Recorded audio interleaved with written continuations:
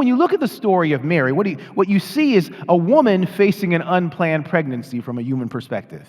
She had hopes and dreams and aspirations for her life that did not include a child at this time and in this way.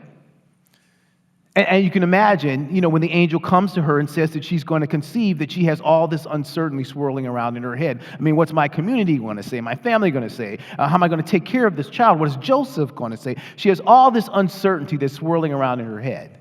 And what Mary does in this moment is, rather than focus on the uncertainty of what she doesn't know, she focuses on the certainty of what she does know. That there's a life growing inside of her, and it's not a life worth sacrificing, but a life worth sacrificing for. But here's the thing.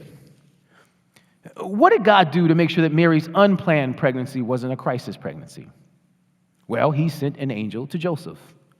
And Joseph was a man, and Joseph had a plan. Because if you're a man without a plan, you ain't no kind of man.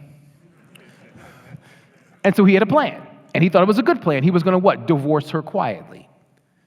Because back then, you couldn't put the baby away like we can do today with surgical and medical abortion. So what would you do? You put the woman and the baby away. So essentially, in a cultural context, this was sort of a cultural abortion. So he had this plan to put the baby and the woman away.